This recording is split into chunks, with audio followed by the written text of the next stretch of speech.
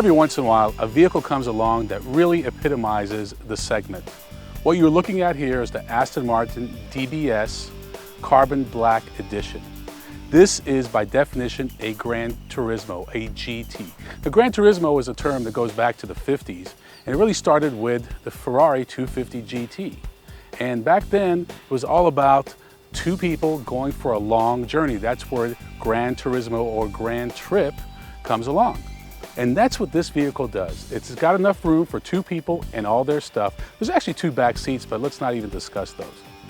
The DBS came out a couple of years ago, and it's a V12, a 6-liter V12 that produces 510 horsepower. Now what you're looking at here is the Carbon Black Edition. Essentially, if you like black, if you like that carbon look, this car has it all. And let me go over the list of features.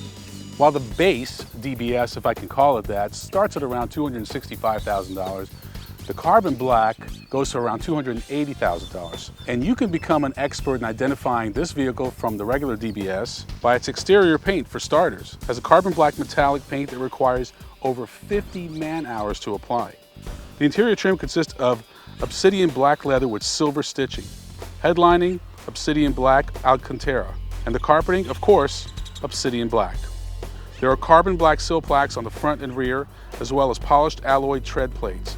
Also a piano black fascia trim. Another distinguishing characteristic of the Carbon Black Edition are these 10-spoke alloy wheels. They're diamond turned and have this gloss black finish, just beautiful, and again, something unique to the Carbon Black Edition. A Gran Turismo or GT is distinguished from traditional sports cars by having a much more powerful engine, being a lot more comfortable.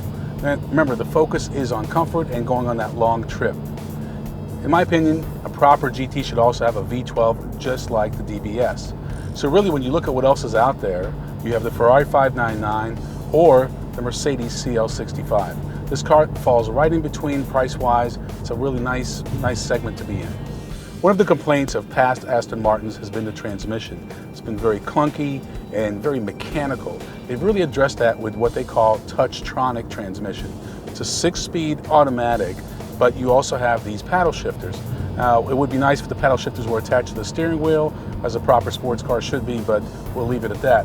And the way it works, you just tap it in any mode, and you're good to go. As you can see, very responsive. In the past, you had this 1-second delay. Now, there's also a sport mode. If you click it into sport mode, it'll shift at much higher, about 500 RPMs higher per gear, and that allows for, again, a more sporty feel. So when the car is in fully automatic mode, a red light will appear inside the D button. Once you hit the paddles, it cancels that out, the red light goes away. Push the button, you're back in automatic mode. So here's one thing that'll make you feel better about the Carbon Black package. The Bang & Olufsen system, on the regular DBS, it's about a $10,000 option. In the Carbon Black package, it's included. Wasn't that nice of Aston Martin? If you thought buying a Porsche 911 would turn heads, buying this car will create outright whiplash. Now, this car just exudes beauty, elegance, the way really only Aston Martin can. And of course, there is one other little thing. It's called the performance factor.